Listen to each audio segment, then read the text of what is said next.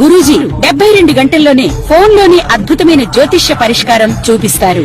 నమ్మండి, నమ్మకపోండి, ఇది నిజం.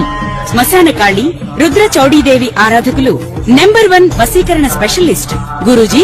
మనిషి పుట్టుక నుండి చనిపోయే వరకు వచ్చే అన్ని క్లిష్టమైన సమస్యలకు పరిష్కారం ఇక్కడ లభిస్తుంది. విద్య, ఉద్యోగం, వ్యవహారం, స్త్రీ ప్రేమ, పెళ్లి, సంతానం, స్త్రీ పురుష వశీకరణం, భూవశం, భార్యాభర్తల కలహాలు, కోర్టు సమస్యలు, విడాకుల సమస్యలు, చేతబడి, అప్పుల బాధ, ఇంకా మీకు ఎలాంటి సమస్యలు ఉన్నా 72 గంటల్లోనే.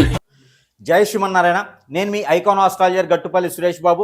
అయితే సమాజంలో జరిగేటువంటి విషయాలు, ముఖ్యంగా భార్యాభర్తలు, ఈ భార్యాభర్తలు విడిపోవడానికి గల కారణాలు అనేకం. దాంట్లో ముఖ్యంగా ధనుస్సు రాశి. ఈ ధనుస్సు రాశి వారికి ముందుగా వీరి యొక్క లక్షణాలు చూసినట్టయితే కనుక ధనుస్సు రాశి వారు మొండిగా, మూర్ఖంగా, తను అనుకున్నటువంటి పని వేరే వారికి తెలియకుండా చేద్దాము అనుకుంటారు. అలానే ఎంతమందికైనా సమాధానం చెప్పేటువంటి శక్తి, యుక్తులు కలవారు, ఏకధాటిగా జాబు, బిజినెస్ చేయగలటువంటి వ్యక్తులు. ఇలాంటి వ్యక్తులకు కూడా మీకు పరిష్కార మార్గం కావాలి. ఇలాంటి వ్యక్తులకు కూడా భార్యాభర్తల మధ్య ఎడబాటు, సమయానుకూలంగా, సందర్భానుసారంగా, ఈ రెండు విన్నారా? ఈ రెండు కూడా మీరు గమనించినట్టయితే వీరు పెళ్లి యోగ్యత అనే విషయానికి చూసినట్టయితే కనుక ఇక ధనుసు రాశి వారు కదా, ఈ ధనుసు రాశి వారికి లవ్ ఓడ్ ఉంటుందండి. ఈ లవ్ వల్ల పెళ్లి చేసుకుంటారు.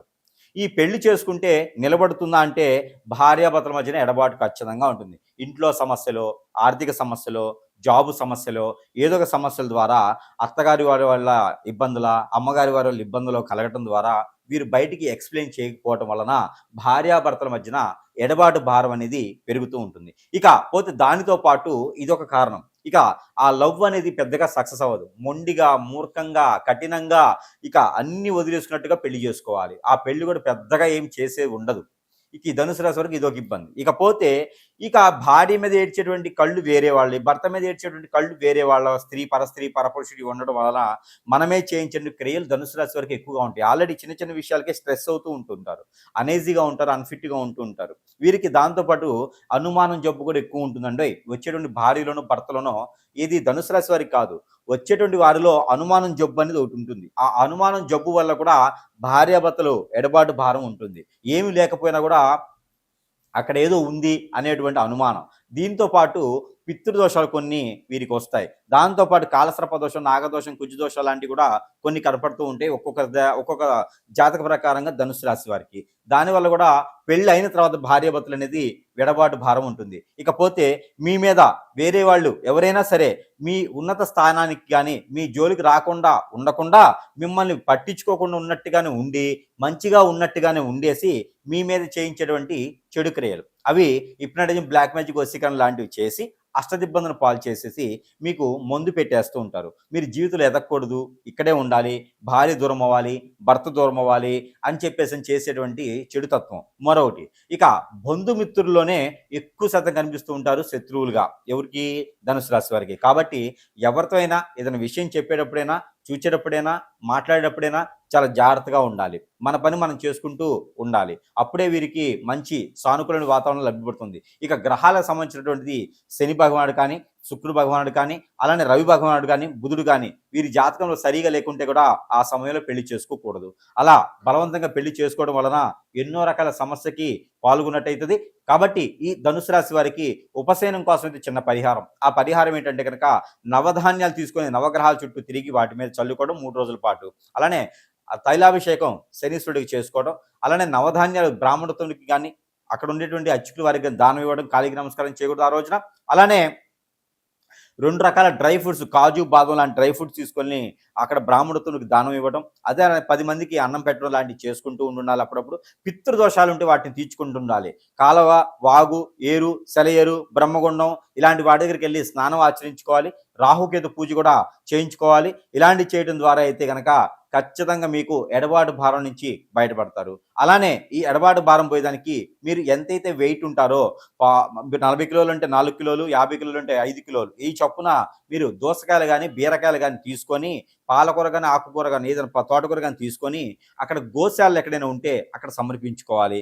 దాని ద్వారా ఆర్థికపరమైనటువంటి ఇబ్బందులు, భార్యాభర్తల మధ్యన ఎడబాటు భారం ఇవన్నీ కూడా కొంతమేర తొలగిపోతాయి. ఇక మీ మీద జరిగినటువంటి చెడు క్రియలు, దాని ద్వారా అదృష్టం ముందుకెళ్దు, పిల్లలు పుట్టరు, పెళ్ళైనా కూడా ఎన్ని రకాల ప్రయత్నాలు చేస్తున్నా బరకత్ ఉండదు, అంటే డబ్బులు వచ్చేటువంటి యోచన ఉండదు. ఇలాంటి వారందరికీ కూడా మీరు ఏదైనా సంప్రదిస్తే మీకు పరిష్కార మార్గం చూపించడానికి ఉంటుంది. కాబట్టి అలానే ప్రతిరోజు కూడా 2 లవంగాలు, 2 ఇలాచీలు, 2 మిరియాలు కూడా తింటే ఆ గ్రహాల యొక్క స్థితిగతులు బాగుంటాయి. మేమేం చేయించినట్టు చెడు క్రియ తగ్గిపోతుంది. కాబట్టి ఆ రకం ప్రయత్నం అయితే ఖచ్చితంగా మీరు చేసుకోవచ్చు. ఇంకా పెద్ద సమస్య ఉంటే కనుక ఖచ్చితంగా సంప్రదించడానికి అయితే ప్రయత్నం చేయండి.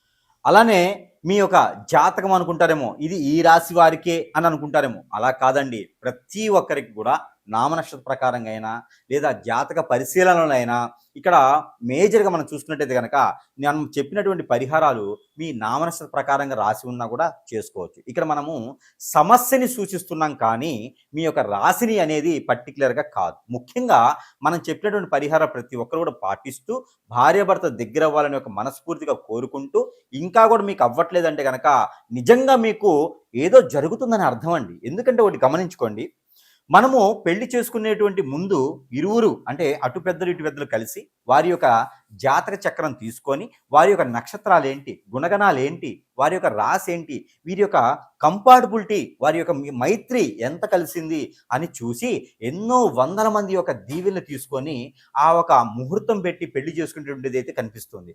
అలాగ పెళ్లి చేసుకొని విడిపోతున్నారు అంటే ఖచ్చితంగా మనం ఆలోచించుదాం, ఏదో కారణం అయితే ఉంటుంది కదా. ఆ కారణాన్ని మనము వెలికి తీయాలి, వెతకాలి. నిజంగా మనం ఆ కారణం ఏంటి, ఎవరైనా కన్ను వేశారా, నిజంగా జాతక పరిశీలనలో కనుక తప్పులుంటే వారు ఇచ్చిన డేట్ ఆఫ్ బర్త్ తప్పు ఉంటుందా, లేదా మన అనుమానమా, లేదా మన కోపమా, మన చేతకంతనమా, మన ఎదుగుదల లేకపోవటమా, ఏదో ఒక కారణం అయితే ఉంటుందండి విడిపోవటానికి. ఈ కారణాన్ని మనం ఖచ్చితంగా వెతకాల్సిందే. ఇక వాస్తు ప్రకారంగా లోపం ఉందా, అప్పులు పాలై ఉన్నామా, ఆరోగ్యం క్షీణిస్తుందా, పిల్లలు పుట్టట్లేదా, ఇలాంటి ఎన్నో కారణాలు కదా. ఈ కారణాలకు సంబంధించినటువంటి పరిహారమే ఇప్పుడు మనము సూచిస్తున్నాం. ఈ పరిహారము అందరూ కూడా చేసుకోవచ్చు, అలాంటి ఇబ్బంది అయితే ఏం లేదు. మాకు ఈ రాశి ఉందండి, ఈ పరిహారం చేయాలా లేదా అనేది లేదు. పరిహారం చేసుకోవడం వలన సందర్భంగా సారంగా చేసుకోవాలి తప్పితే వాటి వలన నష్టపోయేది కానీ ఇబ్బంది పడేది కానీ లేదు. ఆ పరిహారం వలన మీకు మంచి జరిగిందా, సంతోషం. లేదు అంటే కనుక నిజంగా మీ మీద చెడు వ్యసనంతో, చెడు కన్నుతో, మీ పెద్దల పూర్వీకుల దోషాలతోనో, లేదా మాట మంతి ఉన్నా, లేదా డబ్బు ప్రకారంగానే ఎన్నో రకాల సమస్యలు కొట్టుమిట్లాడుతుంటాయి. కాబట్టి ఇంకా ఏదైనా సమస్య ఉండి మీ మీద నిజంగానే కారణాలు ఉంటేనేనండి మీకు జరిగేటువంటి అనేజీ కావచ్చు, అన్ఫిట్ కావచ్చు, లేదా ఇంకేదైనా సమస్యలు కావచ్చు, ఇవన్నీ కూడా మీకుగా జరిగేవి కాదు, ఎవరో మిమ్మల్ని చేపిస్తున్నారు. ఇది మాత్రం గమనించుకొని సంప్రదించవచ్చు. ఈ సంప్రదిస్తే నిజంగా మీకు పరిష్కార మార్గం అయితే చూపించేదానికైతే ప్రయత్నం చేద్దాం. మీకు గ్రహరీత్యా దోషాలున్నా, మీకు జాతక ప్రకారంగా తెలియకపోయినా, లేదా మీకు ఇంకేదైనా ప్రకృతిలో దోషాలున్నా, మీకు ఇంకా కాలసర్ప దోషం, నాగదోషం, కుజదోషం, కలత్ర దోషాలున్నా, అలానే మీకు ఇంకా ఏమైనా సరే హిప్నటిజం, బ్లాక్ మ్యాజిక్, వశీకరణ, వాగల్ముఖి, భానుమతి, యక్షణ లాంటి విద్యలు జరిగినా అవి మీకు స్వయంగా తెలియనటువంటి విద్యలు ఉంటాయి. అది మీకు డేట్ ఆఫ్ బర్త్ ఉన్నా లేకపోయినా కూడా నామనక్షత్ర ప్రకారం కూడా చూసుకొని సంప్రదిస్తే కనుక ఇక్కడ కారణం ఒకటే, భార్యాభర్తలు పెళ్లి అయిన తర్వాత అన్యోన్యంగా ఉండాలి. అది రాజ్యాంగం, అది శాస్త్రం. లేదు అంటే ఏదో ఒక కారణం వల్ల విడిపోతున్నారు. ఆ కారణాన్ని వెతకాలి, దాన్ని సమశుద్ధంగా ఆ కారణానికి వైదొలిగితే ఆ సమస్యకి పరిష్కార మార్గం దొరుకుతుంది.